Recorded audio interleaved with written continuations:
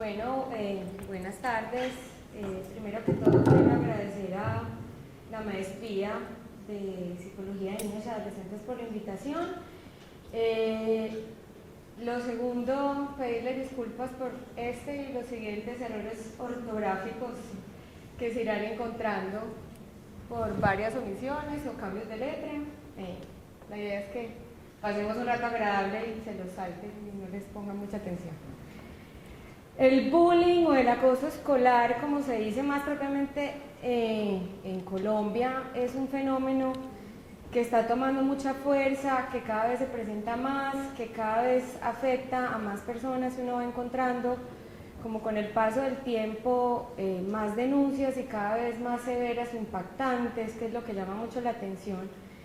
Y por eso me parece un tema muy importante para hablar aquí hoy, no solamente por esto que les estoy comentando, sino porque el bullying no es casual, o sea, no es que tanto el agresor como el agredido sean cualquier persona que un día se encuentran y se agreden y esto se vuelve un trauma, sino que hay ciertas características en cada grupo, que en realidad son 3 contando con los observadores, que hace que estas patologías se den y que lo más importante es que uno pueda aprender a hacer un diagnóstico como anticipado de lo que está pasando para hacer una prevención precoz.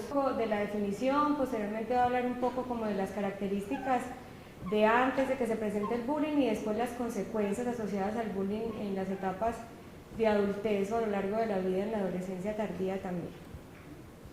Entonces vamos a empezar con el término, que puede ser el término más conocido. Digamos que la gente comenzó a ponerle mucha más atención al bullying en los años 70 con este holandés que se llama Olius, que empezó a generar centros de atención para prevención del acoso escolar en Noruega inicialmente, porque él empezó a ver de estas relaciones y empezó a preguntarse y a generar pues como grandes expectativas frente a lo que sucedía, y gracias a eso yo creo que la ola ha ido generalizándose a todo el mundo y ahora pues ahí existen programas de prevención muy grandes.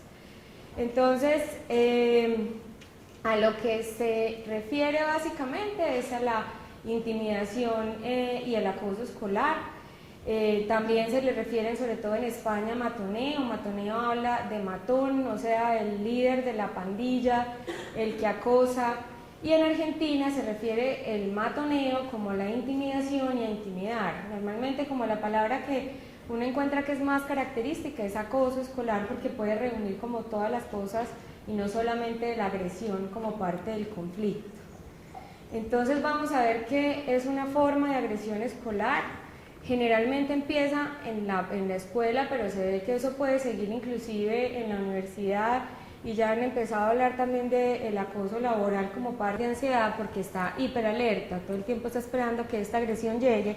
A veces llega y a veces no, porque además no es constante. Es inconstante y tiene también el factor sorpresa. Llega de sorpresa, llega violentamente y me pone ansioso y me pone bastante alerta. Entonces, ¿cuáles son los componentes además de la agresión? Porque es que no siempre es un golpe, como se veía antes, sino que además puede ser física, verbal o no verbal. En mujeres la exclusión, esa es como la más dura y la que pega mucho más fuerte. Puede ser indirecta, o sea, puedo también mandar a otras personas a que agredan por mí, o relacional, que es que se daña la relación social, en las niñas a la que la sacan de la barra y la excluyen, o expulsión social, que es que nadie en el salón les deja de hablar. Digamos que pasa cada vez más que las niñas van pasando como de barrita y después es la psicóloga del colegio toda encartada con la niña porque no sabe dónde más ponerla, porque la van excluyendo de todas las situaciones sociales. ¿Por qué? Pues porque es que tú eres muy cansona, tú eres muy intensa, no nos interesa mucho estar contigo, y empiezan pues como todo el sufrimiento psicológico de estas personas. Esparcir rumores es otra. Últimamente los rumores van con fotos por todos los Blackberries y por todos los celulares, y esto genera humillación, sensación de rechazo, negación, pues como ante volver a otros círculos sociales, porque las fotos o sea, pueden ser fotos como muy privadas que las hacen públicas, o fotos donde están haciendo cosas que no se vean en la foto como tan chéveres, y eso también genera como humillación. Entonces está el chisme de que esta es, o que esta persona tiene o no, o hizo o no hizo, o también es una boba, es una nerda, no sirve para nada, y le empiezan a excluir y las empiezan a sacar, por ejemplo, del BlackBerry, que es una cosa que les da a los adolescentes muy duro, cuando no mereces estar aquí, y los van excluyendo y los van sacando de todas las listas. Y como les decía, hacer que el otro intimide a la víctima. Es que yo estoy hablando con fulanita y me contó que vos, pues es que vos sos muy intensa, que vos no servís como para nada, estás como gorda, si salimos con vos nadie nos va a mirar a nosotros porque es que sos demasiado fea. Y eso mata a un adolescente, porque la autoestima empieza a afectarlo constantemente, y eso pues produce un montón de patologías que ahorita les voy a mencionar solo algunas de ellas. El ciberbullying es matoneo que se realiza bajo anonimato o no por internet. Entonces son las cadenas de rumores por Facebook o nuevamente las cadenas de BlackBerry que hacen que estos niños pues se sientan muy mal. Y aquí les voy a mostrar un pequeño video que habla del tema. Es en inglés, ahorita hago una corta semitraducción.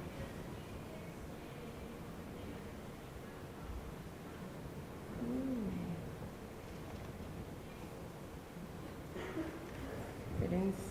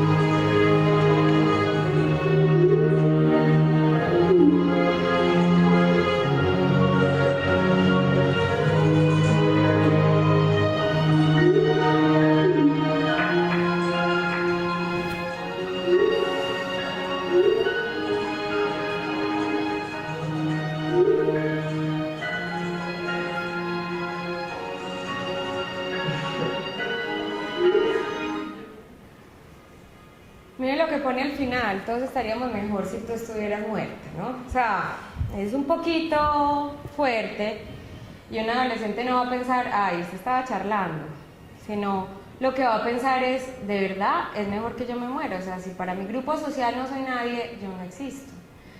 Lo que decía, pues si alguno no entendió, es que a la niña que le estaba prestando la tarea al niño del video, le dice que si van a la fiesta juntos, y él al mismo tiempo está chateando con otro amigo. O sea que miren que ahí hay una triangulación, y le dice que ella le está escribiendo que qué hace. Entonces le dice el otro, no la invites, sacala pues, como no la pongas ahí. Y él empieza a decir que no, y ella le pregunta que por qué, le dice que porque, pues que pereza estar con ella. ¿Por qué? Porque es fea, y porque sería mejor que se muriera. O sea, que nadie quiere estar con ella, además, nadie quiere estar con ella. Entonces es una cosa que puede ser muy impactante y devastadora para un adolescente en unas edades tan vulnerables como son entre los 12 y los 18 años, donde está dándose toda la formación de la personalidad, donde se están creando vínculos que son muy importantes y además que son vividos como muy intensos en las mujeres, donde los cambios corporales se están dando y se están enfrentando a la relación con el otro, y donde el gran reto social y emocional y mental es las relaciones sociales afuera, no con los papás sino con los amigos. Entonces en unas edades como estas, cuando se presenta una situación de bullying, que además pues no es la única edad a la que se presenta, pero es como la edad más fuerte, puede ser devastadora, no solamente en el momento de la consulta, cuando consultan, ni cuando se evidencia, sino más allá de eso, porque no, o sea, lo más triste de todo es que el bullying no consulta, ni el agresor ni el agredido. Entonces normalmente estas cosas pasan, o los niños y los adolescentes se quedan con esto, y no hay forma de elaborar un proceso de duelo frente a lo que pasó, ni a reasegurar nada, porque no hay cómo ni hay con quién hablarlo. Entonces con esto vemos como la importancia y la vulnerabilidad en la que se encuentran estos adolescentes cuando están presentando o viviendo una situación de estas. Entonces vamos a hablar un poquito de la prevalencia. Es bastante variable, los estudios son muy complejos y muy difíciles de realizar, pero lo que vamos a ver es que en Latinoamérica son bastante altos. ¿Qué es lo importante? No es solamente que la prevalencia sea alta, sino que las repercusiones a nivel de salud mental y hospitalizaciones psiquiátricas y suicidio cada vez son mayores. Entonces los estudios han mostrado que en Chile la prevalencia oscila entre un 35 y un 55%. Eso depende de los reportes, del nivel de autorreporte, de la gente que habla, pero definitivamente si sea entre un 35 y un 55%, pues la verdad es que es bastante alto. Lo que se ha encontrado con Chile es que a nivel de acoso escolar se ha encontrado entre un 8.6 y un 45.2% en hombres, eso es casi uno de cada 2 o 3. Y en mujeres 4.8% a 35.8%. Las mujeres cada vez son más matoneadoras. Antes era una cosa que se le daba casi siempre a los hombres, pero lo que se ha visto es que las agresiones en mujeres son más pasivas y que cada vez se presentan de una manera más activa.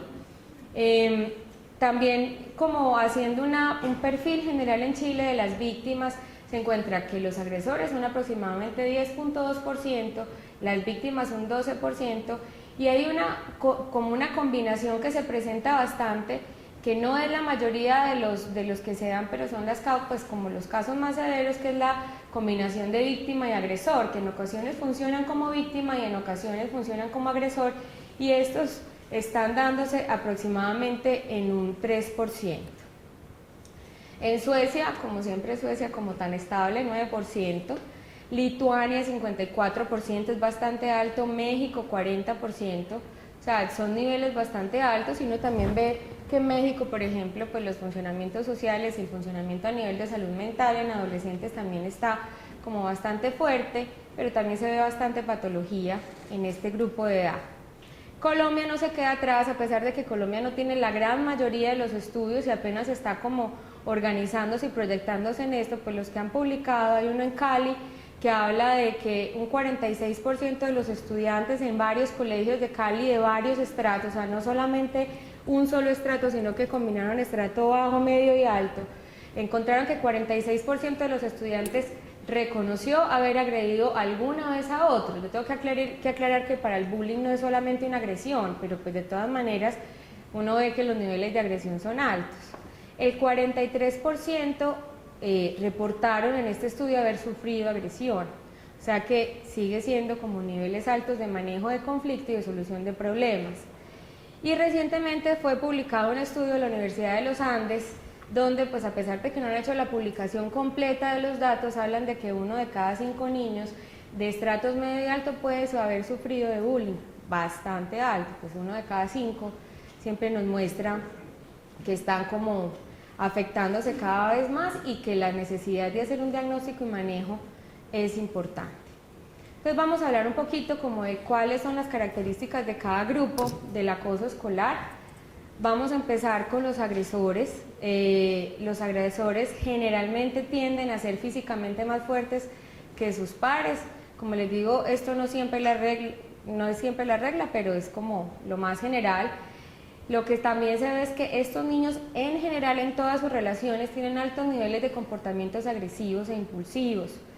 O sea, tienden a explotar gravemente, tienen problemas con los profesores y con los pares o con sus padres, son dominantes, son impulsivos, reaccionan al conflicto al interpretar fácilmente cosas sin significado como agresivas, que eso lo que yo muchas veces interpreto en la literatura es que están como muy prevenidos frente a cualquier cosa y responden agresivamente y no esperan y no tienen la capacidad de espera para evaluar qué es lo que está pasando o para mirar la interpretación de señales.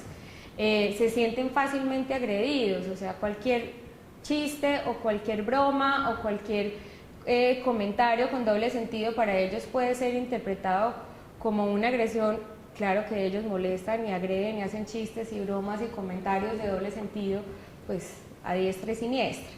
Tienen una actitud positiva frente a la violencia y también muchas veces se encuentra que su familia tiene la misma actitud y se muestran muy autosuficientes, aunque en realidad no es así. Son niños que además tienden que explotar y ser el centro de atención en muchos momentos de esa manera, como han aprendido muchas veces de crianza, que la forma como hablan, o sea, pueden ser niños que hacen pataletas desde pequeños y siempre se ha respondido a la agresión con satisfacción del deseo, pues lo siguen haciendo todo el tiempo. Entonces la única forma que tienen de sentir que existen en un salón de clase o en un grupo social es siendo otra vez como el centro por la agresión. Además que esos también defienden al que sea, porque no es solamente el fin defenderse a sí mismos, sino buscar agresión como parte de su comportamiento. Entonces van a defender a otros sin saber ni siquiera qué es lo que están defendiendo, se meten en peleas ajenas y muchas veces pues terminan agrediendo a más personas en este proceso. También se ve que crean conflictos donde no los hay. Entonces cuando por ejemplo una persona está buscando hacer una solución del problema de otra manera, ellos tienen que romper con violencia inmediatamente. Otra cosa es que no empatizan con el dolor de la víctima, por eso también les hace mucho más fácil ser agredidos y continuar con los círculos de agresión constantemente, porque no son capaces de ver cómo la otra persona sufre, o a veces tienen esta situación donde el final es vengar lo que sea que ellos sienten que está herido y lo rompen, pues o sea, lo logran a cualquier costo, así sea el dolor ajeno. Entonces son muy exitosos con la agresión. Ser tan exitosos con la agresión generalmente como los ven grandes, fuertes, autosuficientes, el centro de atención, pues les da estatus, entonces tienden a ser muy reconocidos en el salón de clase, en su barra, en el grupo de amigos. Entonces pues esto genera más perpetuación del círculo de bullying porque no lo sueltan, porque les trae muchas ganancias para ellos positivos. Normalmente estas personas tienden a seguir siendo acosadoras durante el resto de su existencia, o sea, lo que se ha visto también es que esto no para, no es que se gradúen del colegio y sean gente sana y santa, sino que siguen teniendo problemas más adelante. También lo que se ve cuando persiste es que aparecen cosas muy importantes como son los desajustes sociales. Entonces ya vemos mucho cómo existen ciertos grupos que inician, por ejemplo, los de las barras bravas, que inician haciendo cosas para como festejar un evento, y en algunos casos, y algunos de ellos no todos, empiezan a tener desajustes sociales, hay éxito por medio de eso, empiezan a tener vandalismo y de ahí en adelante siguen otras cosas. Mal rendimiento académico, estos niños les va muy mal en el colegio y empiezan a usar alcohol a más temprana edad, empiezan a tener procesos disociales. Los procesos disociales son pues obviamente problemas donde hay alteración de la autoridad, y la autoridad ya como policial o jurídica o ético-moral, o sea, empiezan ya a romper en otros ámbitos mucho más severos, y 40% de estas personas tienen procesos de justicia criminal a la edad de 24 años o menores. Entonces, fíjense que los que son más exitosos con su bullying, pues tienden a ser también mucho más exitosos en el vandalismo y terminan pues en situaciones de cárcel o bastante complicadas o de crímenes repetidos.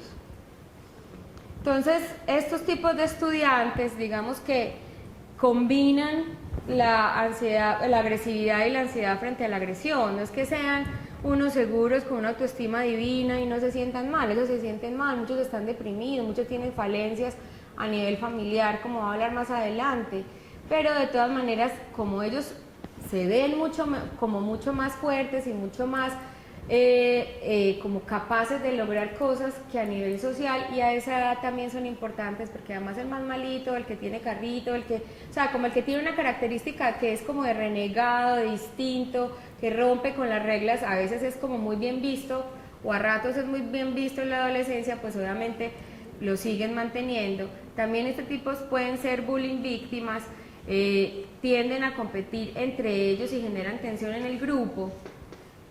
Y esos pues digamos que son los que ahorita les voy a describir más, que terminan pues como en otro proceso totalmente diferente a los agresores puros. Las actitudes, ¿cuáles son? ¿O qué es lo que más ve uno? Ve irritabilidad, desafío y violencia. Entonces a veces, como les decía, no les es suficiente manifestarse en el salón, sino que empiezan a tener como fugas, a dañar cosas o hacer cosas pues como de actos de vandalismo. El agresor en general tiende a justificar la conducta Y siempre empieza a decir, es que él me dijo, es que nadie me ayudó, es que si ustedes me hubieran ayudado, a mí nadie me hace o me ayuda con tal o cual cosa, y eso generalmente es lo que hace que se siga perpetuando. Cuando se encuentra un bully víctima, el bully víctima generalmente reacciona impulsivamente, pero es víctima, entonces agrede, pega, patea, muerde, entonces el otro dice, es que es culpa de él, entonces termina el bully víctima como con todo el peso escolar o el castigo, y el agresor termina justificado. Otra cosa que es muy importante tener en cuenta es que la mayoría de este tipo de pacientes, tanto los agresores como los bully víctimas, tienen de entrada, y obviamente esto no es en el momento de la agresión sino desde chiquitos, déficit de atención como diagnóstico principal, y con el paso del tiempo empiezan a generar un trastorno posicional desafiante. Es decir, que uno ve a los chiquitos mucho más impulsivos, uno ve que hacen más cosas, que no se regulan, y es momento muy oportuno para enseñar regulación y manejo de emociones, pero más adelante empiezan a comportarse en contra de la autoridad, a ser negativistas desafiantes, y posteriormente empiezan a tener agresiones claramente dichas. Entonces, digamos que en ese sentido, y hablando de la prevención, es muy importante también cuando uno identifica a este tipo de niños en un colegio, en la consulta, pues enviarlos a consulta para empezar a hacer un manejo y el diseño de programas para control de emociones, para que no tengamos que llegar como a puntos de acoso escolar severo con consecuencias pues como muy fuertes. Entonces, ¿cómo son las víctimas? Las víctimas generalmente son percibidas como inseguras, son los niños que chiquiticos pues no son los que más, pues como los que más quieren ir a la fiesta, son los que chiquitos quieren quedarse más con la mamá, se les cuesta más separarse, les cuesta mucho socializar, son los niños que son tímidos también, entonces cuando la mamá los manda a que hagan cosas o a que hablen con otros niños, ellos no logran hacerlo del todo bien y terminan generando un mecanismo de defensa que es la evitación, y al evitar logran manejar mucho la ansiedad. Obviamente a medida que van creciendo esos mecanismos no les son tan suficientes y te tienen que enfrentar en el colegio con situaciones hostiles, y las manejan estas hostilidades con bastante sufrimiento y dolor. Entonces es muy importante porque a medida que se van presentando estas cosas ellos se van sintiendo mucho más intimidados, se aíslan mucho más, y las relaciones y las reacciones, como en los agresores, pero en estos como con mucho más miedo y evitación, son poco asertivas. Entonces, esto hace que ellos traten de solucionar el conflicto, pregunten, digan y no lo logren, o sea, vaya y hable y pídele perdón, y ellos van pero no la logran, y les dicen cualquier cosa y salen corriendo y sufren. Entonces son niños que están en riesgo de muchas patologías, pues como lo pongo ahí, depresivas y ansiosas importantes. Físicamente son más débiles, a veces también provienen de familias bastante ansiosas, y eso hace que como que el mismo tipo de respuesta aprendida sea la ansiedad como mecanismo de respuesta, y finalmente como que hacen que se sientan también mucho más débiles, pocas habilidades sociales, son ansiosos, como pongo ahí también son fóbicos, y la fobia social hace que no quieran ir mucho al colegio, faltan, somatizan frecuentemente, les da dolores de cabeza, de estómago, no van, no quieren ir. Entonces, ¿eso cuál es la consecuencia? Tienen muy pocos amigos.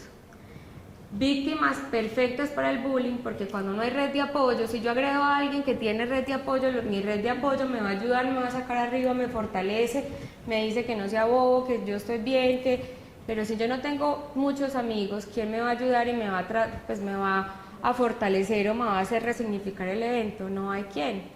No tienen relaciones muy fuertes que los hagan salir adelante. Entonces, las patologías propiamente dichas que se ven en esas edades son la fobia social, es de las más frecuentes, la depresión como consecuencia de tantas fallas sociales repetidas y pues por herencia y por toda la parte pues genética de la depresión, y ansiedad como parte de lo que pasa. Esta foto la pongo porque es una niña pues que está muy triste y está pues como muy tatuada, y la pongo porque muchas veces una cosa que no se acepta en los colegios, sobre todo en los colegios de la clase alta, es la diferencia.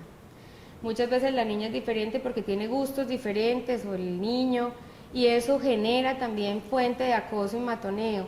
Entonces también es como, no se tiene que ser igual a todos los niños del salón, no tienen que ser de la misma clase social para que no sean matoneados.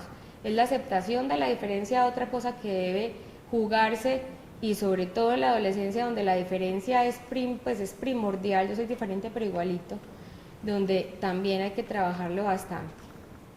Entonces los estudiantes pasivos o sumisos, que generalmente son los víctimas de la agresión, son ansiosos o sumisos frente a la agresión, no responden al ataque y sufren en silencio, no hablan, no cuentan, no le cuentan a los papás, no le cuentan a los profesores, y a veces ni siquiera le cuentan a los otros niños por vergüenza. Yo soy débil, o los niños, pues yo no soy poco hombre, yo no soy capaz de defenderme, y eso hace que esto sea silencioso, y cuando canta, canta por el intento de suicidio o la depresión severa. Entonces, ¿cuáles son las consecuencias para las víctimas? Y esta palabra me parece súper importante, que es la victimización. A veces es mucho más importante la victimización que otras cosas, porque es el proceso donde yo vivo el sufrimiento.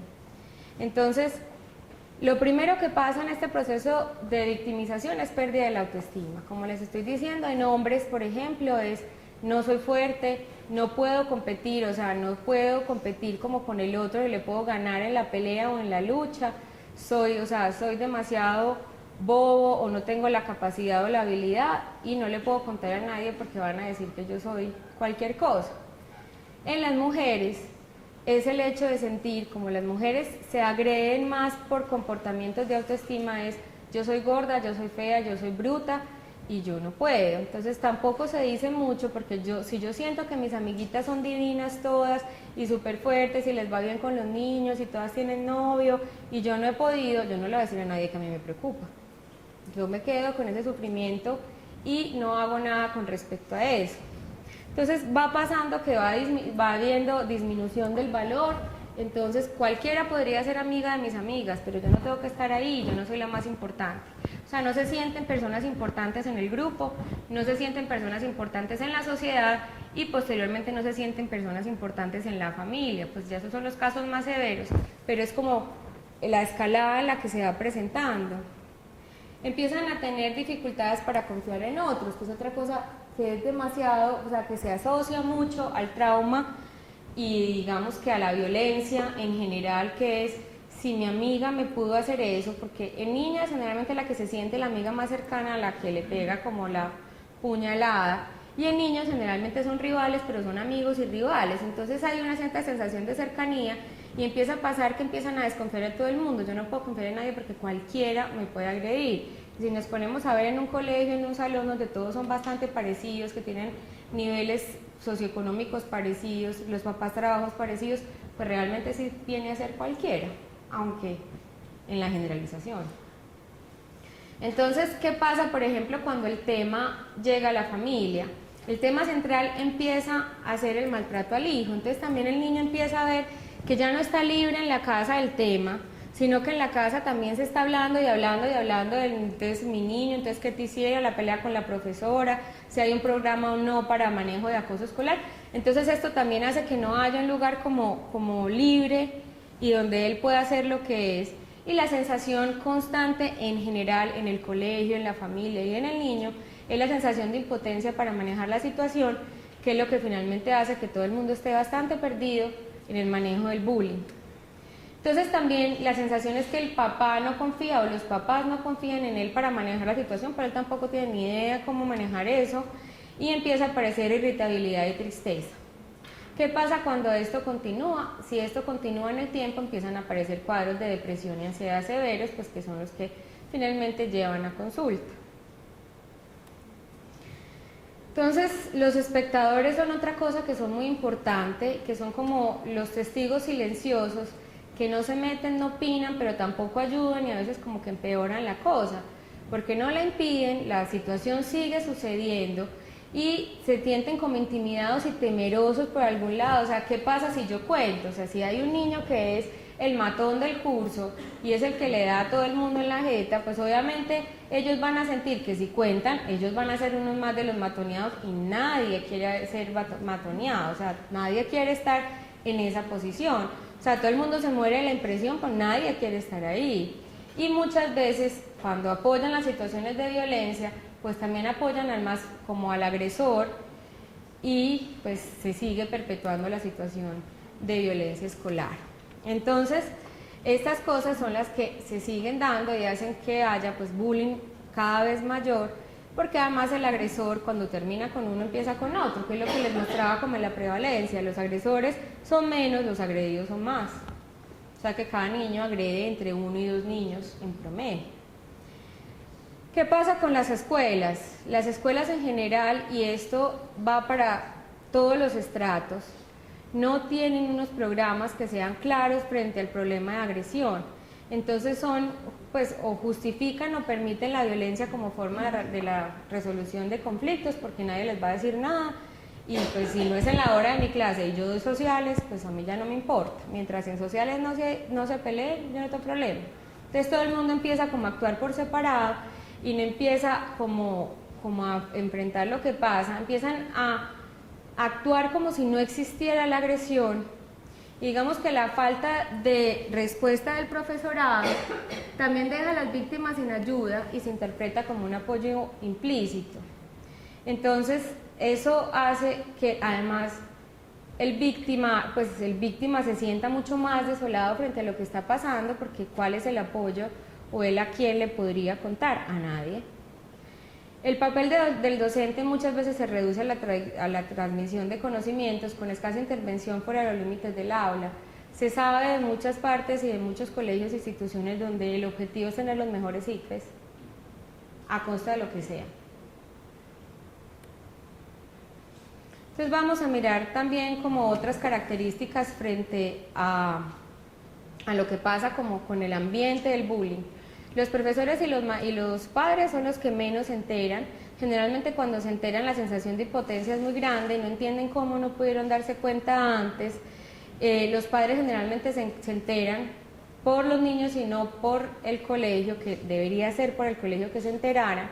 Y muchas veces cuando los padres van a hablar a los colegios para que hagan algo, no hacen nada porque este niño es hijo de no sé quién, o pasa algo, o es que el papá también es muy violento. Entonces la cosa se queda como sin mucha respuesta.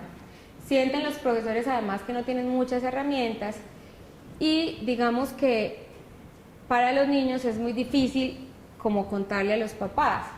Uno, por lo que les decía, que hay sensación de decepción a los padres, sensación de que el hijo no es tan fuerte, que eso para algunos papás es muy complicado. Y además, porque como son familias que también son ansiosas y también son evitativas, la necesidad de enfrentar un conflicto que no quieren enfrentar también es una presión frente a la familia misma. Bueno, voy con otro pequeño video. Okay, Lindsay, you're up. También en inglés. Today I'm going to talk about Patty. Patty's best characteristics, she's stupid. Stupid and ugly. Everything she does is ugly. Watch her eat. Watch her stuff her face. Look at her. Greasy hair and dirty fingernails. It makes me want to vomit. Her dad doesn't work, they have no money. That's why she wears that nasty pink sweater. Everyone hates her, even the teachers, and they're supposed to like everyone. Get a life, Patty. Thank you. Divina.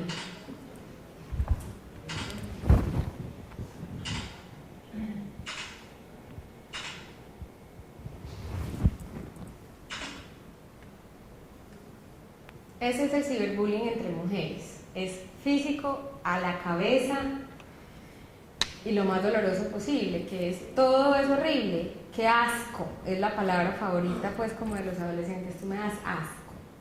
Me das asco, tu pelo, el color, además cosas como el color del pelo, las orejas, que para una niña, pues nada. Y cuando se enfrentan con la parte del peso, pues ni qué decir las consecuencias que tiene, que aquí no las menciono, pero que generan además en niñas trastornos de la alimentación bastante frecuentes por bullying, que es ese bullying bajito, por agresión como fea, como al físico, a la forma de ser, que es bastante complicada. Entonces, pues digamos que también esto es para pensar que la competencia femenina y esa forma de agredirse también es bullying y también necesita atención. Bueno, esto es para mostrarles que generalmente los matones y los matoneados no son, o sea, generalmente como sujetos del todo, la palabra no es sanos porque sí son sanos, pero tienen unas vulnerabilidades muy grandes que requieren atención y manejo desde la infancia. Entonces, esto es importante para tener en cuenta. Entonces, uno ve que hay unos riesgos alrededor de la vida y a lo largo de la vida para tener un problema de matoneo. Y es uno, la parte genética. Estas personas, no todas, tienen patologías desde chiquitos, como les decía, el déficit de atención, el trastorno posicional desafiante, la ansiedad y la depresión pueden ser desde pequeños y estar presentes desde la infancia. Problemas como de salud mental en el niño, como les digo, o la familia. También unos ambientes educativos deficientes. Digamos que una de las peleas que se tienen que dar a nivel de prevención de bullying es tener unas escuelas que sean efectivas a la hora de manejo de emociones, resolución de conflictos y donde estos temas se aborden directamente, sin temor a lo que se pueda pensar. También en la exposición pues, a toxinas y a sustancias, y también exposición a violencia, abuso o rechazo, que es otra que no la he mencionado, pues la mencionaré más adelante, que es bastante importante. Entonces, ¿qué pasa cuando uno tiene estos riesgos? Uno es que a nivel preconcepcional, pues si el niño no es un embarazo deseado, si no estaba en el momento la mamá para tenerlo, pues también va a ser una mamá mucho más hostil y mucho más irritable a la hora de enfrentarse. A nivel prenatal o perinatal también empieza a notarse que el cuidado no siempre es tan bueno y eso hace también que la mortalidad, por ejemplo, materna y eso se aumente. A nivel de la infancia temprana, el cuidado de la mamá hacia el niño no siempre es el mejor, o sea, siempre también hay alteraciones, también pueden haber alteraciones en el desarrollo y eso también va mostrándose y se va evidenciando también en el colegio. Entonces, a nivel del colegio, ¿qué se ve? Alteraciones para la relación con los padres, con los pares, establecer relaciones como sanas en el colegio, establecer relaciones con los colegios, los niños que pasan de colegio en colegio, o los profesores, y también empiezan a tener comportamientos de riesgo los agresores. A nivel de la adolescencia, entonces también se empiezan a ver otros problemas, falla escolar, ausentismo escolar, empiezan a haber abuso de sustancias y también pues como siguen tomando riesgos a nivel ya adulto, pues todas las alteraciones de abuso de sustancias y vandalismo que pueden presentarse en el peor de los casos. Entonces, ¿cuáles son las consecuencias del bullying? Dentro de las consecuencias del bullying está el estrés psicológico en general, que se da para cualquier tipo de estrés sostenido y para enfermedades mentales como tal. Y también factores de riesgo para trastornos mentales en la edad adulta. Un estudio donde se analizaron 5.000 personas en Europa, más en Francia, donde se miró cuáles de ellas habían sido matoneadas en la adolescencia y se evaluó cuántas personas de esas habían tenido enfermedades posteriores o diagnosticadas en la edad adulta. Y de las personas que habían sido matoneadas, el 40% tenía que consultar más adelante por trastornos mentales como tal. Entonces, digamos que no es solamente lo que pasa en la adolescencia, que es muy fuerte, sino también lo que puede pasar en la adultez con el desarrollo de este tipo de enfermedades. Ese es otro estudio que se hizo en Grecia. Ese es un estudio que se hizo con 2.431 adolescentes, o sea que es una muestra bastante grande, y lo que se vio, se evaluaba victimización, se evaluaba también morbilidad psiquiátrica y otros factores. Entonces, otros factores eran como mal funcionamiento social, alteración de las relaciones sociales, o sea, también alteraciones de otro tipo. Entonces, lo que se mostraba es que los niños se victimizaban más, cosa que uno pensaría que le daba más a las mujeres, que era más o menos en 11% de la muestra. En las mujeres era 8.2% de la muestra. La gráfica, pues estos momentos están muy oscuros. Y la morbilidad psiquiátrica era bastante alta, 48% en hombres, que es toda esta parte, y en mujeres era 64%, si no estoy mal aquí no leo los numeritos. pero la muestra total también nos muestra que la mayor posibilidad está en enfermedades psiquiátricas o vulnerabilidad frente a victimización y otros factores. Entonces, ya esto nos dice mucho frente a lo que puede pasar con el bullying y lo que pasa con el bullying cuando se da de manera repetida y constante. Entonces, en las víctimas ya este es posterior a un fenómeno de bullying. ¿Qué les puede pasar a las víctimas? Pueden hacer un cuadro de ansiedad y depresión, y esto se puede ver clínicamente como en la depresión, ánimo triste, irritabilidad, dificultad para disfrutar lo que antes les gustaba, llanto fácil, aislamiento social, sentimientos de rechazo, cambios en los patrones de sueño. Si hay un adolescente que venía durmiendo y deja de dormir y le empieza a ir mal en el colegio y empieza a tener aislamiento y ya no es el mismo de antes, hay que cuestionarse que no tenga un cuadro depresivo, que valga la pena consultar.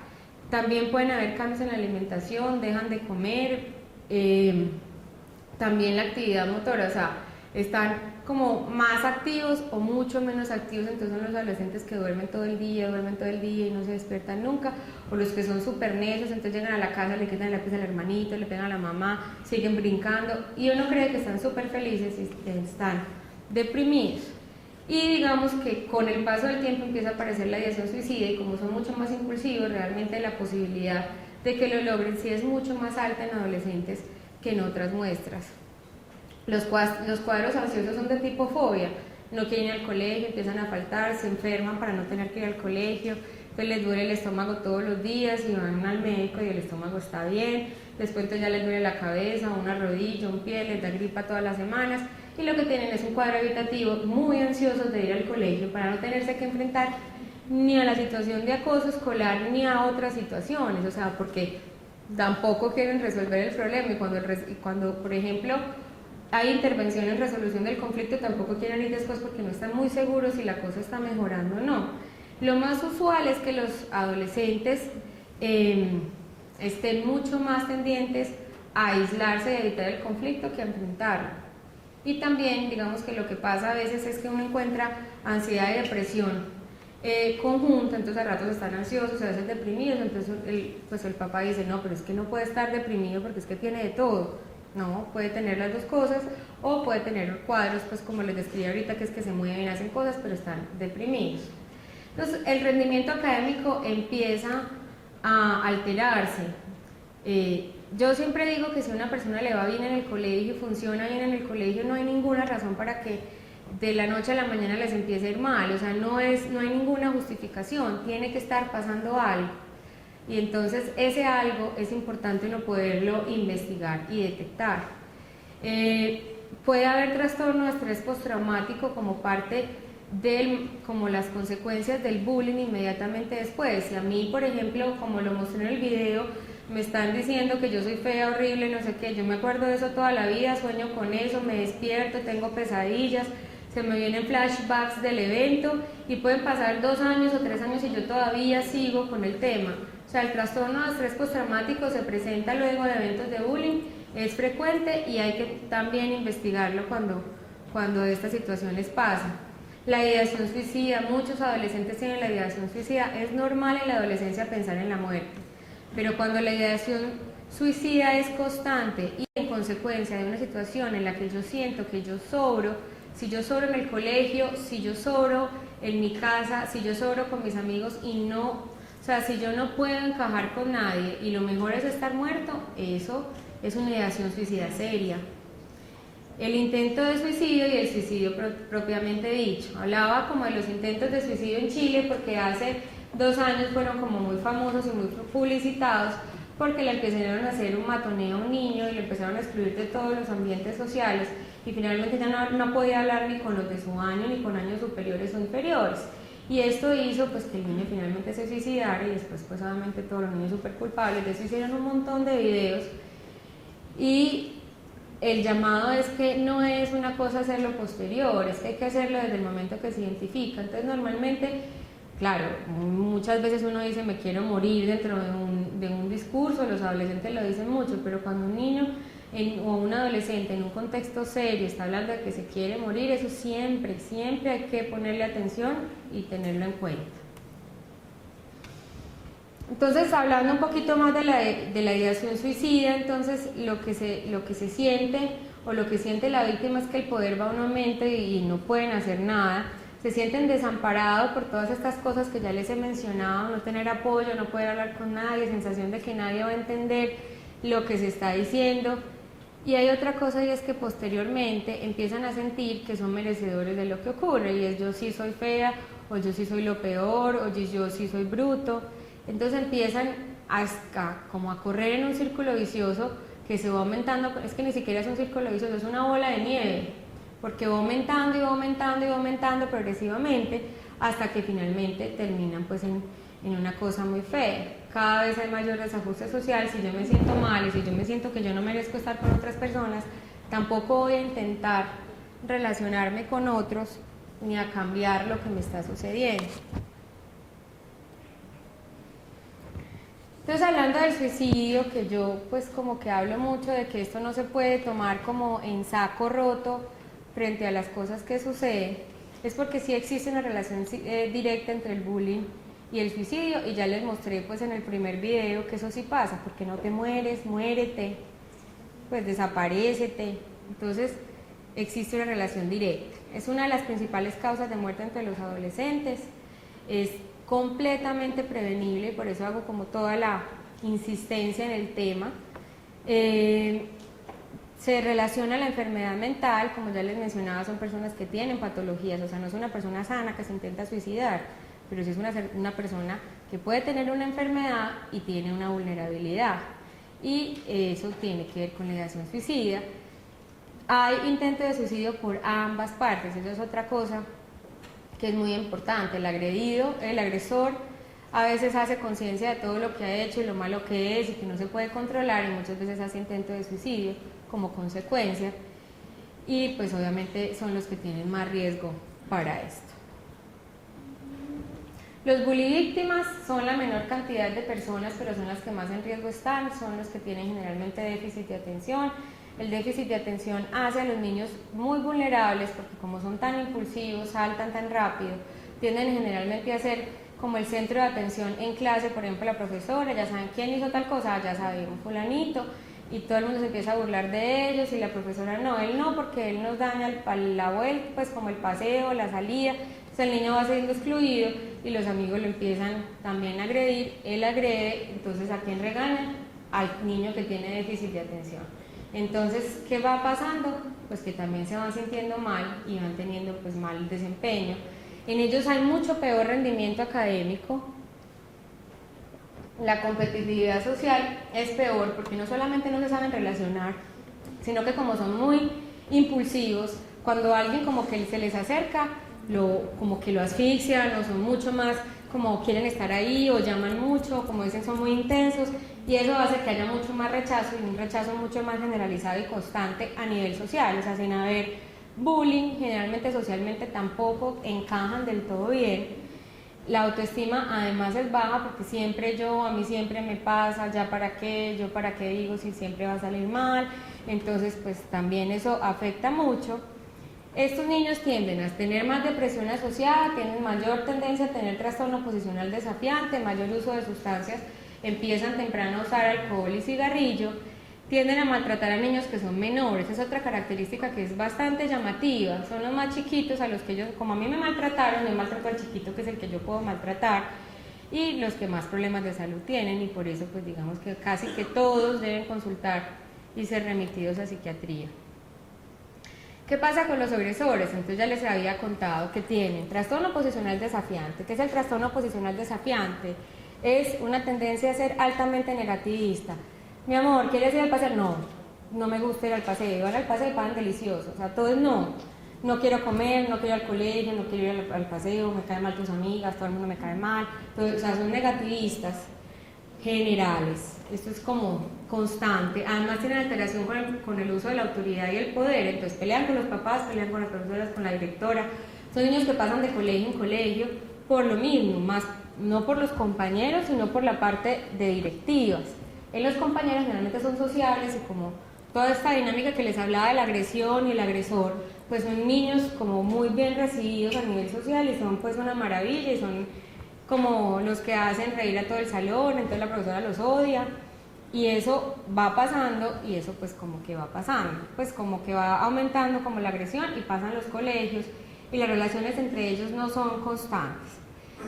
Son ansiosos y depresivos y lo defienden agrediendo a otros, sobre todo cuando a ellos los agreden mucho, por ejemplo en la casa, tienden a llegar al colegio a agredir para de alguna manera sacar lo que tienen adentro y exponer o como sacar lo que tienen y sentirse importantes.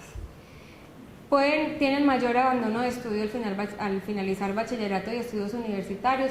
Casi que el 40% no terminan estudios universitarios en cualquier estrato social, entonces son los que les terminan una tecnología pues como para no dejar, o validan y después la entrada a la universidad también pasan por todas las universidades. Muchos tienen trastorno de personalidad antisocial, eso hace que las agresiones sean mucho más severas y no les importa el dolor ajeno, o sea, lo importante es agredir al precio que sea.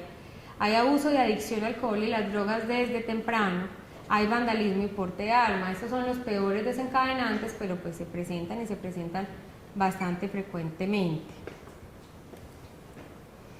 Entonces vamos a hablar un poquito de los factores de riesgo. Entre los factores de riesgo, el hombre tiene mayor riesgo de tener acoso, también de ser acosador y estar entre acosador y acosado. Las mujeres, las adolescentes son las más acosadas. Los niños, uno ve niños que hacen bullying desde chiquiticos y generalmente en primario uno ve niños que son bastante agresores. En las niñas generalmente se da como con todo el desarrollo hormonal, empieza a ver la competencia femenina de una manera bastante compleja. El ciberbullying entre niñas también es mucho más frecuente y las relaciones. La agresividad de niños se suele persistir todo el tiempo, o sea, son niños que son bastante peleadorcitos desde chiquitos y sigue. En las niñas, digamos que la forma de agresión es: yo te lo digo porque te quiero, pues yo no te lo estoy diciendo por otra cosa, pero es que tú eres tan fea, nadie te quiere. Entonces es una forma bastante dolorosa y ambivalente de agredir. Entonces, ¿qué pasaba antes de que pasaran todas estas cosas que les estaba contando? Entonces, normalmente en la parte de infancia hay problemas del comportamiento temprano, hay victimización y agresión. O sea, hay niños que se los remiten a uno a la consulta porque agarró a un niño y lo iba ahorcando. O sea, son niños que desde 6 años ya uno los ve con mucha fuerza. Los problemas socioambientales también se presentan, no hay que olvidar que estos niños tienen casa, tienen papás, esos papás también les pasan cosas y también a veces enseñan violencia. Entonces la violencia doméstica es bastante frecuente entre los acosadores y muchas veces lo que se ha visto en los estudios es que cuando se miran estos niños y estas familias a nivel escolar o cuando hacen estudios en los colegios como de los barrios, estos papás han tenido problemas con los vecinos de cualquier tipo, o sea, son papás violentos. Entonces, otra cosa que pasa en la infancia son los problemas del desarrollo. Los problemas del desarrollo generan mucho acoso escolar. No, a veces también hay niños que tienen alteraciones motrices que agreden, pero también tienden a ser agredidos. Y se ve que se puede ser cualquier alteración en la motricidad de cualquier discapacidad. Cosas como, obviamente, esto no es un caso de bullying, pero es un caso como de segregación. Y son los niños que cuando no son buenos en fútbol desde chiquitos son el portero. Entonces, ya eso, no, tú portero, o sea, entonces el niño se empieza como a complejar y entonces no entiende, entonces va a clases de fútbol, pero en el fútbol le pasa lo mismo, y entonces cuando uno les pregunta qué pasa, les no sé, yo no sé por qué me mandan, pues claro, el pobre niño es más amotriz. Entonces esas cosas también generan un riesgo psicosocial y altera las relaciones sociales. Todo lo que no sea igualito y todo lo que no sea exitoso generalmente tiende a producir exclusión y algunas veces eso a producir patología. También da ansiedad en la adolescencia y estos niños se victimizan más. Estos niños también tienen pobres habilidades sociales, juegos individuales y de grupo. El fútbol es, o sea, yo siempre le pregunto al niño, ¿de qué juegas? Eso es importantísimo.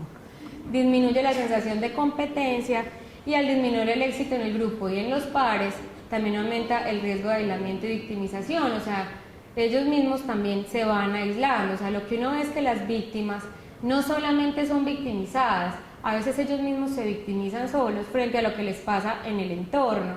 Y por eso también es súper importante uno poder establecer esto y ver esto desde la infancia, porque es que no es coger el bullying cuando ya está en todo, pues como con todas las consecuencias, sino poder prevenir las cosas que suceden y poder uno marcar una diferencia. A nivel familiar, entonces, lo que les contaba, hay violencia entre los padres, generalmente pelean delante del niño y pelean feo, sea verbalmente o físicamente o ambas. En la casa hay maltrato, también cuando hay rupturas y vuelven y se separan, eso también es un factor de riesgo. Y el estrato socioeconómico también ha jugado un papel importante, no para la frecuencia del bullying, sino para que de mayor riesgo de ser acosador, son mucho más violentos. Esto a veces no es tan así, pero en general los estudios lo mencionan. Uno encuentra padres que son muy distantes, padres que son poco cálidas, unas familias muy poco cohesionadas, o papás, al contrario, muy sobreprotectores y muy ansiosos y evitadores del conflicto. Otra cosa que se encuentra sobre todo en los acosadores o en los que tienen mix es que los castigos son inconsistentes, entonces a veces premian y a veces castigan y el niño no sabe cuándo es cuál. Entonces también las pautas y el manejo de la disciplina es súper importante. Aplicación de castigos físicos severos, victimización entre hermanos también puede generar bullying afuera. Si a mí mi hermano me agarra golpes en la casa, yo le agarro golpes a un niño afuera. Y los papás que también tengan historia de acoso. También se ve en los agresores que el aprendizaje sobre cómo conseguir los objetivos, por las mismas razones, por las pautas de disciplina, por la capacidad de tener lo que se quiere, o si yo tengo que hacer pataleta en mi casa y me dan lo que yo quiero, yo soy violento y para tener lo que sea. Tienen más alto riesgo de delincuencia, en estratos bajos, en las familias hay delincuencia, evitan el esfuerzo para crear relaciones positivas con compañeros y para conseguir pareja. Otra cosa que no les mencioné es que los agresores o los de mixto tienen menos relaciones de pareja estables, tienen más separaciones, o sea, tienen más índices de divorcio y mucho más nivel como de cambio de pareja frecuente a lo largo de la vida.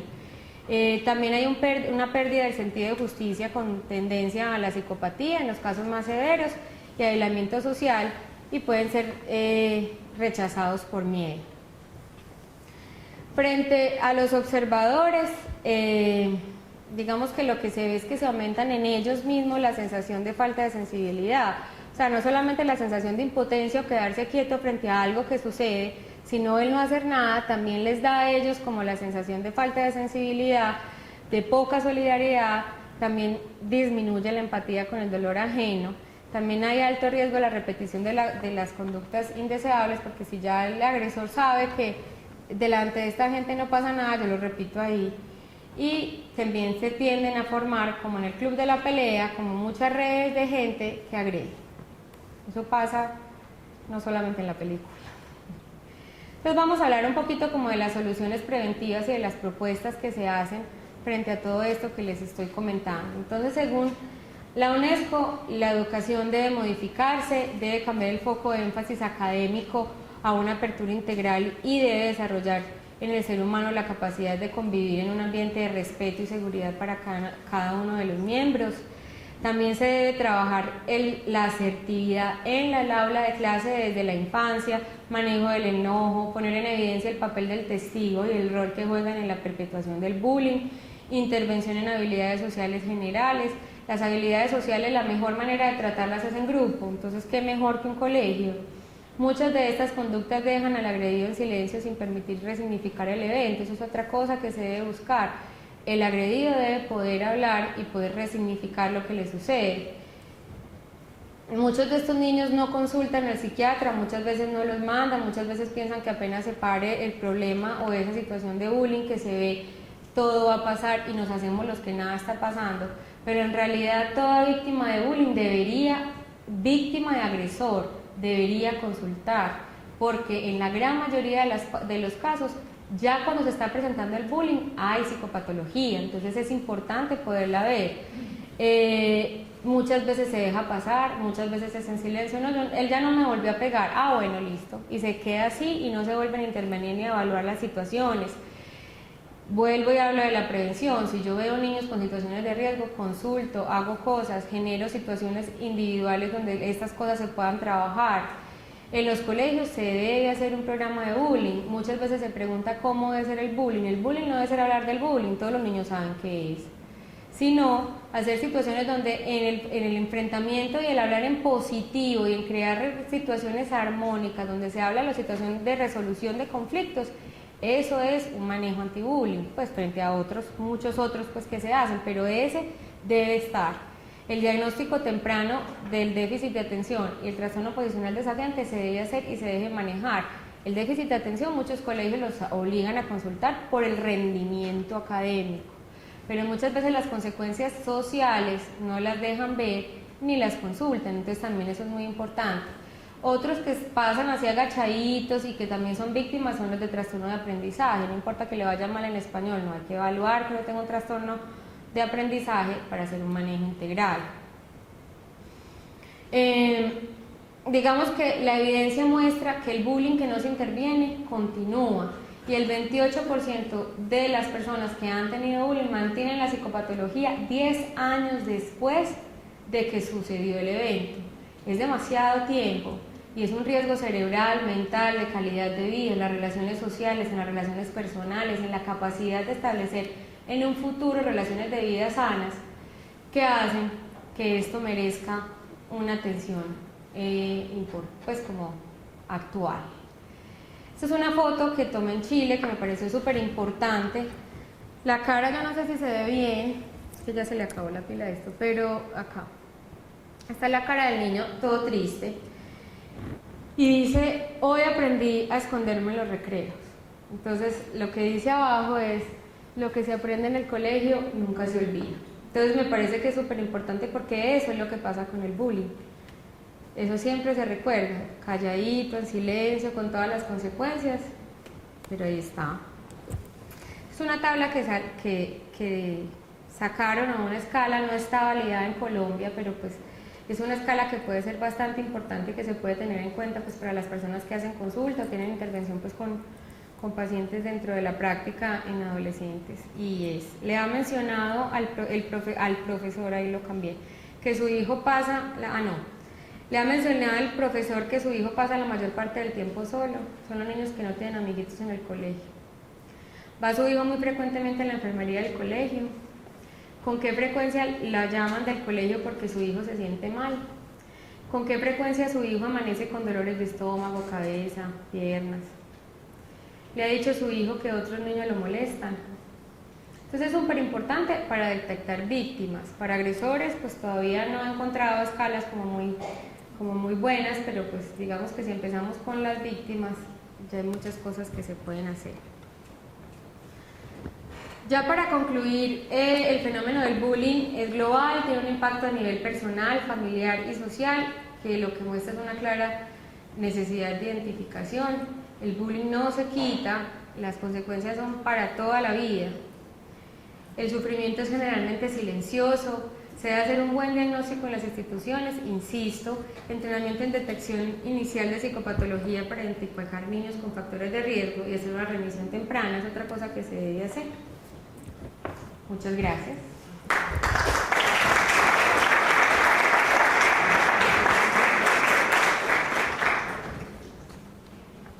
¿Tienen preguntas?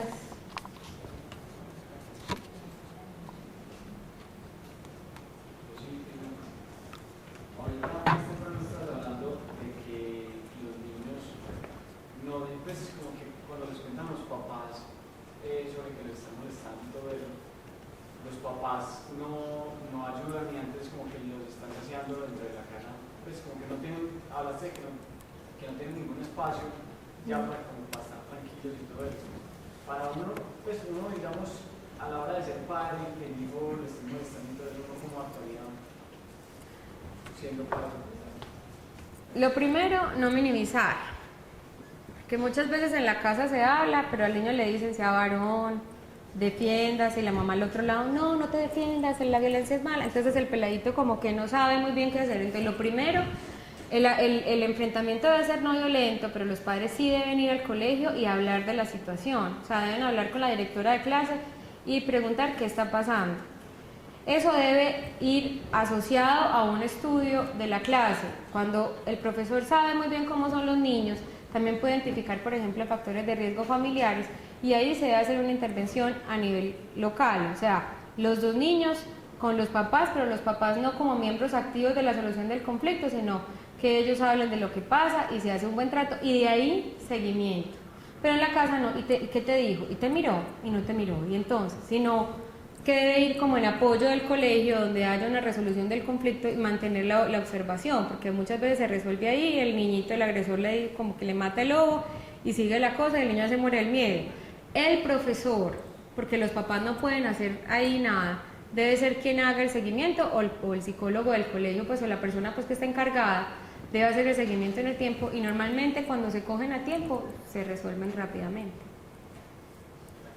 Yo tengo una pregunta, pues es que como cuando yo estaba en el colegio y uno muchas veces viendo pues como las situaciones, a veces los que hablan, pues o digamos la víctima que se siente humillada, termina siendo como más víctima por los otros testigos, porque empiezan a decir, es bien sapo, entonces ya no sería solo por el agresor, sino también como por, pues... Eso pasa y digamos que la víctima lo que debe hacer no es precisamente poner como decir o hablar delante de todos. La intervención no puede ser grupal, la intervención debe ser bilateral. Por ejemplo, si a mí una niña me está diciendo que yo tengo una cosa mala, muchas veces lo que se hace es que se llevan a psicología y en psicología lo hablan entre ellas.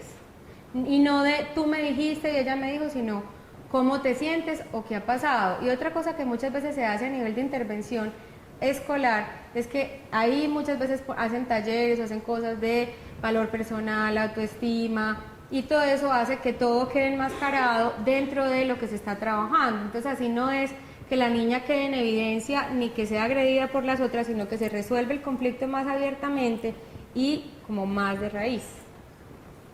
Y en la niña psicoterapia. Pilar, yo veo, pues me identifico con el enfoque psicosocial para solucionar el problema, pero sí me queda la pregunta y es, ¿en qué momento convocamos psiquiatría, equipo de psiquiatría, psicología? Porque, a ver, de pronto puede ser que no se necesite una intervención psiquiátrica, sino de psicoeducación, trabajo con los docentes, los padres, pero ¿en qué momento sí recomiendas? Mira, yo recomiendo evaluación por psiquiatría en todos los casos de bullying repetido. O sea, obviamente hay severidades de severidades, pero casi que cuando hay un bullying repetido y un niño que ha sido agresor en varias ocasiones, ese niño debe ir a psiquiatría inmediatamente. Cuando se esté, o sea, yo sé que existe un tamizaje y el tamizaje lo debe hacer, por ejemplo, psicología. Se hace un tamizaje frente a enfermedades más frecuentes, depresión, ansiedad, déficit de atención y trastorno posicional desafiante. Lo que pasa es que ahí, cuando yo estoy haciendo el manejo por psicología solamente no debe contemplar ninguna complicación, ni social ni personal. Cuando el déficit o el trastorno está generando otras complicaciones y el impacto está aumentando, inmediatamente debe haber manejo por psiquiatría. Me voy a explicar. Un déficit de atención que ya lo tienen diagnosticado, por ejemplo, y lo está manejando psicología con pauta, le están haciendo pruebas neuropsicológicas y va bien. Agrede a un niño, ese es un aumento en el impacto, va por psiquiatría. Psiquiatría puede que él lo evalúe, establezca las pautas o medique, no siempre medica. Yo quiero pues también ser muy clara en eso, que no es como ya que necesitas medicación, entonces te mando a psiquiatría. Muchas veces es para ser otra persona del grupo que está mirando cosas o está diagnosticando comorbilidades que yo no estoy viendo. Entonces ya me hablo con el psiquiatra y el psiquiatra evalúa.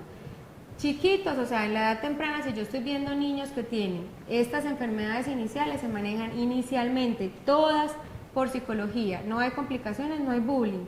Yo las identifico a nivel preventivo, que era como lo que estaba hablando. Pero cuando ya hay otro pasito más, que es un bullying, ya debe haber inmediatamente evaluación por psiquiatría y manejo en equipo. ¿Qué creen ustedes o saber desde la parte legal aquí en Colombia cuando uno se enfrenta con hijos que tienen los problemas de bullying? Digamos que uno lleva todo el debido proceso como lo que está mostrando aquí, pero en el colegio uno encuentra también. Es que yo lo que veo es que a los colegios les falta herramientas para el manejo de bullying. No tienen ni idea. O sea, yo soy mamá víctima, llevo 3 años con mi hijo con bullying y hemos hecho todo, pero lo que veo es que el colegio no tiene herramientas. Entonces todo se limita a lo legal. Es que no lo podemos echar porque entonces... No, un momentico, pero eso sí se puede alegar. Pues obviamente yo no soy abogada y me voy a meter un poquito como en el campo que no es el mío, pero cuando un niño está alterando la vida en convivencia de otra persona, ya es otro cuento. O sea, por ahí es la vía legal. No es o sea, el colegio también tiende a ser como puse yo ahí. Ellos se lavan mucho las manitos y van saliendo y van dejando a los papás solos, pues porque eso es una cosa de la que no se habla, porque el otro niño es súper importante. Lo veo molestar, no lo veo molestar, bueno, entonces se soluciona el problema, pero no hay seguimiento, o sea, es que yo veo, y no es solamente en el colegio lindo, es que yo lo veo con todas las mamás que no hablan, y eso es un problema general de los colegios aquí.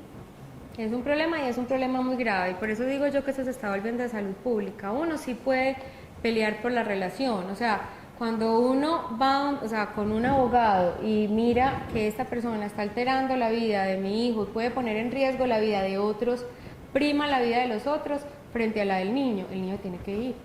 Y el problema, yo pienso lo que ella decía ahorita, el problema lo sabe, pues, porque es que así lo manejen de tú a tú, o sea, el agresor sale y es lo peor, entonces el que es víctima se siente peor porque tiene el peso social de que eso sabe. Eso es una consecuencia muy complicada. O sea, primero hay que hacer mucha psicoterapia, muchas cosas, a veces la solución es inclusive cambiarlo de colegio. Cuando estas cosas son muy masivas, en cualquier colegio se sabe, porque igual se lo riegan pues por esto, pero el fortalecimiento de la persona es lo que hace, o sea, del victimizado, es lo que finalmente va a lograr que eso se pare y que él sufra menos consecuencias. Las otras personas es como empiezan a hablar de eso, pero si yo empiezo a no escuchar lo que me dicen o reírme del asunto, como cuando yo logro darle vuelta a lo que está pasando, para. Entonces es como empezar como al niño victimizado, ponerle para qué sirves, en qué estás, no sé qué, y lo va uno parando en las terapias de grupo también sirven muchísimo para eso. Eso va ayudando mucho y pues si tiene patología es el tratamiento de la patología, porque si está deprimido con mucha terapia y todo, necesita también el fármaco para que pueda subir. Eso finalmente sí puede parar la parte de victimización y pues lo he manejado 1000 veces y funciona adecuadamente. ¿Qué ibas a decir? A ver, lo que pasa es que desde varias perspectivas, hay la perspectiva del niño que está siendo víctima y que tiene una atención clínica, es una perspectiva, pero también está la perspectiva que nosotros también manejamos de salud pública y es hacer que todos los actores se apropien del problema en el que estamos. Entonces, el año pasado, por ejemplo, acá en la universidad realizamos conjuntamente con investigadores, docentes de la facultad, estudiantes de psicología y convocamos a los colegios y vinieron docentes, directores, niños. Entonces es algo de lo que no nos podemos ocupar solamente los adultos, de lo que no nos podemos ocupar solamente los académicos y los profesionales de salud, sino que tenemos que tener toda la posibilidad de convocar los actores sociales diferentes. Entonces está Red Papás, que también se ha vinculado a nosotros, porque los papás son una fuerza viva de las instituciones muy grande, que a veces no participan todo lo que tienen que participar. Entonces, es alimentando todos estos movimientos. Apenas en Medellín estamos empezando con eso. La universidad lo está liderando de una manera importante, pero también la Universidad de Antioquia está involucrada, la Fundación Universitaria Luis Amigo, los colegios han financiado desde sus recursos, que a veces no son muchos, el diagnóstico de acoso escolar en su institución. Y yo pienso que es algo que necesita acciones más colectivas, porque yo puedo solucionar el problema de mi hijo, cambiarlo de colegio, hacerle una psicoterapia de apoyo, y como dice Pilar, la mayoría de las veces salen, si ellos no tienen otros concomitantes. Pero no me puedo quedar quieto para que le siga pasando eso a otros niños y a otros colegios. Entonces, sí, pero para eso es como las técnicas de resolución de conflictos en las aulas de clase. y eso generalmente lo que pasa es que uno sí puede, pues una pelea grande, pues porque es la pelea que se está dando y que se está dando a nivel de las universidades, y nosotros los psiquiatras infantiles damos todos los días, que es obligar a la ley a que se haga cargo de un problema, porque ellos dicen que hablan mucho pues como de la infancia y es súper importante, pero cuando uno va a ver cuáles son las consecuencias de la infancia, las mentales las van dejando como para un lado. Entonces es como obligar, porque uno sí puede decir que por ser un problema de salud mental y por ser un problema social y por ser, uno sí puede obligar al colegio y a todos los colegios, pues que eso es lo que se pretende, que tengan este tipo de acciones preventivas sobre la solución de conflictos. No sabemos solucionar conflictos, nosotros no sabemos solucionar conflictos, los colegios, los profesores, las rectoras de los colegios no saben solucionar conflictos. Entonces cuando uno va a decir esto que se dice que es que todas las partes deben ser intervenidas, que es así, eso se queda como en abstracto, porque esto, lo ideal es que empiece desde la infancia, que cuando es chiquito un problema se resuelva como se debe resolver, para que a medida que van entrando a años mayores no tenga uno esta cosa que es como un montón de problemas muy grandes donde uno quisiera como resolverlos como se debe, pero no puede, porque de todas maneras puede que pongamos, pues implementemos programas ahora que ojalá lo hagamos, pero los niños que están ahorita vulnerables ya es muy difícil, pues aprenderán para el futuro, pero para el presente muy difícil. Dale. ¿Desde qué edad pueden tomar medidas? Porque no pueden encontrar niños de 15 meses, 18 meses ya, pero los ves que donde llegan ya son agresivos. Desde ahí. Todo niño menor de 2 años que pegue, le pasa algo. O sea, ¿qué? No sabemos, pues le pasa algo. Pues que pegue severo, no estoy hablando pues como que muerda a la mamá, le arranque el pelo, se pegue contra las paredes, se agreda. El niño necio que no la... No, ese es un poquito más de necio. El necio normal uno dice, bueno, este como que va para allá y vamos a esperar a que crezca. Un niño chiquito de 2 años que se agrede a sí mismo, agrede a los otros, fuerte, o sea, fuerte, bravo, o sea, bravo, ese niño merece atención y ese sí, de entrada por psiquiatra, porque tiene algo en el desarrollo que hay que evaluar, ojalá preventivamente para evitar consecuencias. Ya niños más grandes, el niño necio, por ejemplo, que no me está cumpliendo, que no espera, por ejemplo, yo me acuerdo mucho de mis calificaciones cuando yo era chiquita, que cuando yo estaba en kinder ponían, espera en la fila. Pues sí, si no espera en la fila, hay que mirar qué pasa, o sea, si no es capaz de seguir normas sociales iniciales, cuando uno pide y le dan y después, si yo digo que no y me espera, se espera, o sea, son pautas muy básicas. Si él no las cumple, ahorita atención, por psicología de niños y adolescentes normal y ahí lo mirarán. Cuando ya están en el colegio, todo niño que pegue a los otros niños, cuando ya están más de primero, vuelve. Todos necesitan evaluación por psicología también. Y otra cosa es que, o sea, como pautas sociales, las pautas sociales son desde esperar en la fila, dar y recibir, pedir perdón y recompensar. Si yo te hago algo malo a ti, yo soy chiquito, yo te abrazo, te pido perdón y te doy un besito. O sea, yo tengo que hacer algo. Si esas cosas no se dan en ese sentido, uno cree que son bobadas. Son cosas súper importantes. Esas cosas son las que uno tiene que implementar en la infancia, para que cuando sean más grandes no tenga uno que estar como apagando incendios.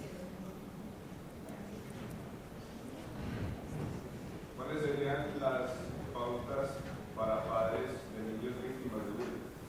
O sea, como para que lo sepan llevar o sepan evaluación en este problema.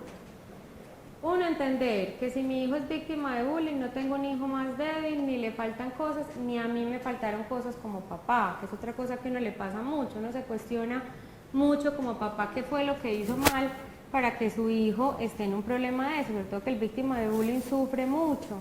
Uno tiene primero que estar muy tranquilo con uno para poder enfrentar al niño, escucharlo, no minimizar lo que sucede, porque una vez se empieza, voy a decir una cosa pues en exageración, pero es como, ay, pero te pegó pasito, pues no, o sea, yo lo escucho y le entiendo. Para los niños, una preocupación que para mí sea muy boba, para ellos es la preocupación, entonces los escucho, pregunto en el colegio, nunca uno puede dejar pasar una queja de un niño como él está como A veces ese está llamando la atención, o está mimado, o está... No, una queja es una queja. Yo pregunto y averiguo. Si la profesora me dice que no, espero un ratico y vuelvo y pregunto después, o le pregunto a la psicóloga, estoy muy pendiente. Voy a la reunión del colegio y me fijo quiénes son los papás de ese niño. O sea, estoy mirando que todo esté bien, no metido ahí ya solucionando. Entonces, lo primero averiguo, me tomo en cuenta, digo en el colegio, ojalá el colegio implemente algo para evaluar y haya resolución de problemas. Y después de que se resuelva, le sigo preguntando. No todos los días, ni en la casa, pues a la hora de te vuelvan a pegar. No, pero si está muy bien, ¿y cómo te estás sintiendo? Mirar el ánimo, mirar que socialice, mirar que lo vea yo contento jugando y que no me cambie ningún patrón de nada. Es súper importante. Esas serían las cosas. Si yo veo que hay algún cambio, consulto. Pues lo llevo a él ya a atención individual.